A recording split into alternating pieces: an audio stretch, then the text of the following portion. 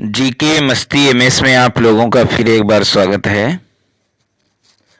भूगोल के अंतर्गत सौर मंडल जो दूसरा टॉपिक था लूसेंट ऑप्शनल का, तो लूसेंट सामान्य ज्ञान से एक्सप्लेन हो चुका था। आज क्वेश्चन आंसर होंगे और किरण से एक्सप्लेन होगा।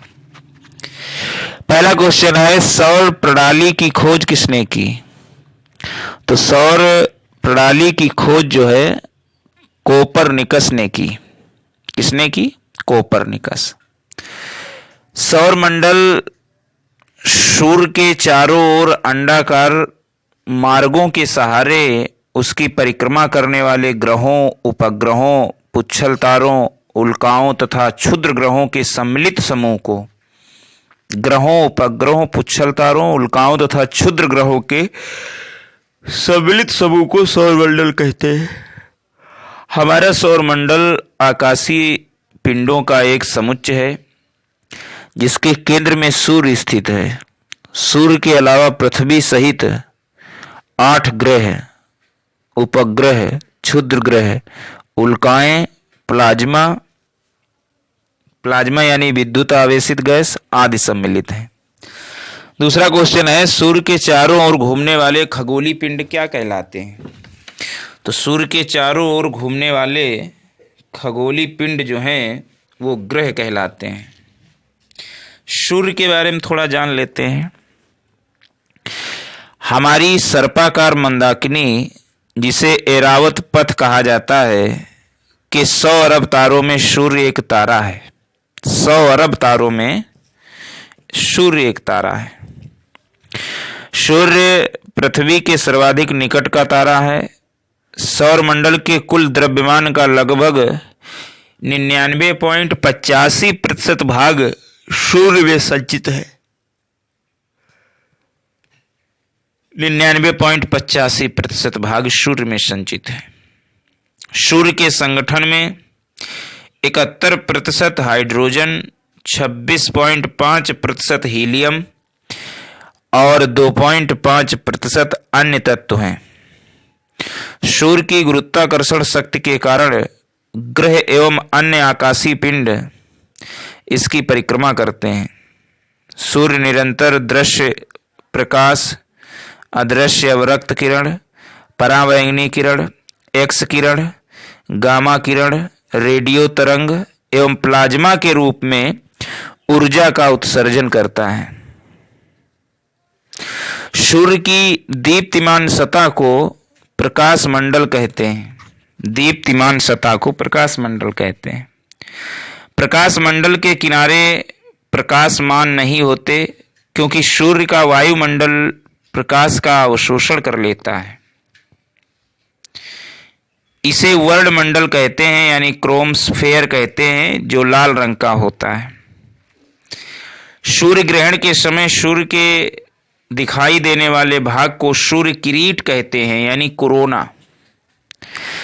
और ये कोरोना जो है एक्सरेज उत्सर्जित करता है। एक्सरेज, इसे सूर्य का मुकुट भी कहा जाता है, जो सूर्य ग्रहण के समय दिखाई देता है। पूर्ण सूर्य ग्रहण के समय सूर्य किरीट से प्रकाश की प्राप्ति होती है। सूर्य से उत्सर्जित होने वाले हाइड्रोजन की लपटें सौर ज्वालाएं कहलाता है। जब यह उत्सर्जित पदार्थ वायुमंडल में काफी दूरी तक प्रवेश कर जाता है तो इसे सौर आंधी कहते हैं, यानी सोलर फ्लेयर्स कहते हैं, सौर आंधी। सूर्य के कोरोना से बाहर की ओर प्रवाहित होने वाली प्रोटॉन की धाराओं को सौर पवन कहा जाता है। सौर पवन का निर्माण प्लाज्मा अर्थात आयनीकृत गैसों से हुआ है। सूर्य के कोरोना में स्थित काली रेखाओं को फ्रानहोफर रेखाएं कहा जाता है। फ्रानहोफर रेखाएं कहा जाता है। सूर्य में स्थित चमकीले धब्बों को प्लेजेस एवं काले धब्बों को सौर धब्बा कहा जाता है। सूर्य में स्थित चमकीले धब्बों को प्लेजेस और काले धब्बों को सौर धब्बा कहा जाता है। जिस समय सूर्य का धब्बा दिखलाई पड़ता है उस समय पृथ्वी पर चुंबकीय झंझावात उत्पन्न होते हैं। इससे टेलीविजन, बिजली चालित मशीन आदि में गड़बड़ी उत्पन्न हो जाती है। आयन मंडल में चमकने वाले बहुरंगी प्रकाश को उत्तरी गोलार्ध में उत्तरी ध्रुव ज्योति एवं दक्षिणी गोलार्ध में दक्षिणी ध्रुव ज्योति के नाम से जाना जाता है। आयन मंडल में चमकने वाले बहुरंगी प्रकाश को, यह प्रकाश क्रमशः आर्कटिक एवं अंटार्कटिक क्षेत्र में दिखाई पड़ता है। यही उत्तरी ध्रुव और दक्षिणी ध्रुव जो है आर्कटिक और अंटार्कटिक क्षेत्र में दिखाई पड़ता है। पृथ्वी का चुंबकीय मंडल यानी वान एलएस पट्टी चुंबकीय मंडल सूर्य से आने वाले सौर पवनों को विचलित कर देता है और इस प्रकार सुरक्षा कवच के रूप में कार्य करता है। सूर्य के पश्चात पृथ्वी का दूसरा सर्वाधिक निकट का तारा प्रोक्सिमा सेंचुरी है। प्रोक्सिमा सेंचुरी है। इसके प्रकाश को पृथ्वी तक आने में 4.5 वर्ष लगता है। प्रोक्सिमा सेंचुरी को प्रकाश को। सौर ज्वाला, देखिए सूर्य की सतह पर दहकती हुई गैसों जो हजारों किलोमीटर ऊपर उठती हैं उन्हें सौर ज्वाला कहते हैं। सूर्य तप किसे कहते हैं? पृथ्वी पर पहुंचने वाली सौर विकिरण को सूर्य तप कहते हैं। 22 जुलाई 2009 को 21वीं सदी का सबसे लंबा सूर्य ग्रहण देखा गया। 22 जुलाई 2009 को सदी का 21वीं सदी का सबसे लंबा सूर्य ग्रहण देखा गया। सूर्य ग्रहण के समय बड़ी मात्रा में पराबैंगनी किरणें उत्सर्जित होती हैं। सूर्य से संबंधित महत्वपूर्ण आंकड़े हैं, जैसे सूर्य से पृथ्वी से औसत दूरी है 149.8 मिलियन किलोमीटर यानी 14.98 करोड़ किलोमीटर। सूर्य का व्यास है जो 13,92,000 किलोमीटर। पृथ्वी की तुलना में अगर व्यास तो 109 गुना है पृथ्वी से सूर्य का। द्रव्यमान सूर्य का 2 × 10⁻27 टन है। सौरमंडल के कुल द्रव्यमान का 99.85%। सतह का फोटोस्फीयर का तापमान यानी सतह का जो तापमान है यानी फोटोस्फीयर का वो 6000 डिग्री सेल्सियस है। क्रोड यानी जो मध्य का तापमान है वो 20 से 45 मिलियन सेल्सियस है, डिग्री सेल्सियस है। 20 से 45 मिलियन डिग्री सेल्सियस और किनारे का 6000 डिग्री सेल्सियस। संगठन में H2 यानी हाइड्रोजन 71%, H यानी हीलियम 26.5%, 2.5 अन्य। परिक्रमण की अवधि 250 मिलियन वर्ष और घूर्णन की अवधि 25 दिन। उम्र इसकी 5 अरब वर्ष सूर्य की उम्र है, 5 अरब वर्ष। और अनुमानित जीवन अवधि 5 बिलियन वर्ष लगभग। सूर्य धब्बों का ताप जो होता है वो 1500 डिग्री सेल्सियस होता है। तीसरा क्वेश्चन है, किसी ग्रह के चारों ओर परिक्रमा करने वाले छोटे आकाशीय पिंड को क्या कहते हैं? तो किसी ग्रह के चारों ओर परिक्रमा करने वाले छोटे आकाशीय पिंड को उपग्रह कहते हैं, जैसे पृथ्वी का उपग्रह चंद्रमा। चंद्रमा के बारे में जान लेते हैं। देखिए, चंद्रमा पृथ्वी का एकमात्र उपग्रह है। चंद्रमा की आंतरिक स्थिति एवं उसकी सतह का अध्ययन सेलेनोलॉजी कहलाता है। सेलेनोलॉजी कहलाता है। चंद्रमा पृथ्वी से औसत दूरी 3,84,365 किलोमीटर 3,84,365 किलोमीटर दूर है। चंद्रमा पर गुरुत्वाकर्षण का मान पृथ्वी के गुरुत्वाकर्षण का मात्र 1/6 है। कम गुरुत्वाकर्षण के कारण चंद्रमा पर वायुमंडल का अभाव है। चंद्रमा पर दिन का तापमान 100 डिग्री सेल्सियस रहता है, 100 डिग्री सेल्सियस, तथा रात का तापमान -180 डिग्री सेल्सियस तक होता है। चंद्रमा का आकार पृथ्वी के आकार का 1/4 है। चंद्रमा में दिखने वाला चमकीला भाग पर्वत है, जबकि गहरे धब्बे निम्न मैदानी भाग हैं। लिबनिट्ज पर्वत चंद्रमा का सर्वोच्च पर्वत है, जिसकी ऊंचाई 10,660 मीटर यानी 35,000 फीट है। चंद्रमा के प्रकाश को पृथ्वी तक आने में 1.25 सेकेंड लगते हैं। 1.25 सेकेंड लगते हैं।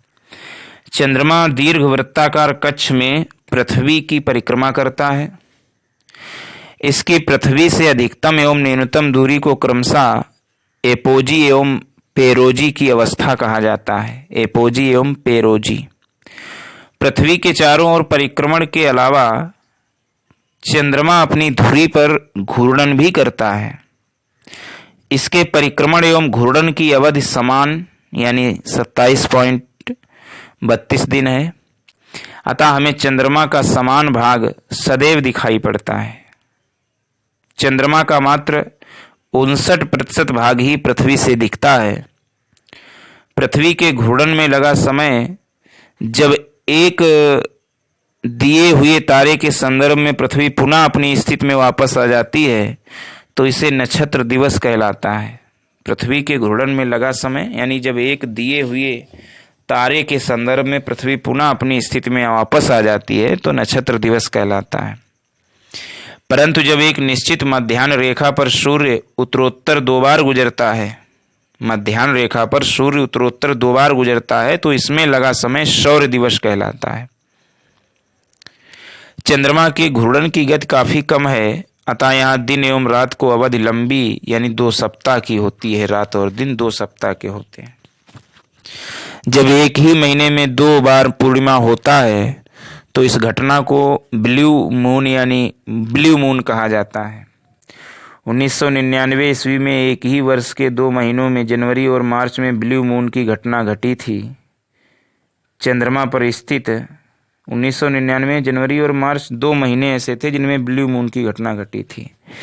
चंद्रमा पर स्थित वह स्थान जहां नील आर्मस्ट्रांग एवं एडविन एल्ड्रिन ने 1969 ईस्वी में सर्वप्रथम कदम रखा, शांति का समुद्र कहलाता है। चंद्रमा से संबंधित कुछ आंकड़े देख लेते हैं। व्यास पृथ्वी के व्यास का लगभग 1/4 यानी 3776 किलोमीटर। गुरुत्वाकर्षण बल पृथ्वी का 1/6 भाग। पृथ्वी से चंद्रमा की अधिकतम दूरी 4,06,699 किलोमीटर। पृथ्वी से चंद्रमा की न्यूनतम दूरी अधिकतम 4,06,699 किलोमीटर और न्यूनतम है 3,56,399 किलोमीटर। घूर्णन समय इसका 27 दिन 7 घंटे 43 मिनट और 11.6 सेकेंड और पृथ्वी के चारों ओर परिक्रमण गति जिसे बोलते हैं 27 दिन 7 घंटे 43 मिनट और 11.6 सेकेंड बराबर।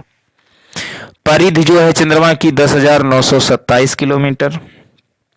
पलायन वेग चंद्रमा का पलायन वेग 2.4 किलोमीटर प्रति सेकेंड। द्रव्यमान पृथ्वी की तुलना में 1/81 भाग जो है द्रव्यमान चंद्रमा का। आयतन चंद्रमा का पृथ्वी की तुलना में 1/50 भाग। आयु चंद्रमा की 4.6 बिलियन वर्ष है। आयु जो है चंद्रमा की 4.6 बिलियन वर्ष है।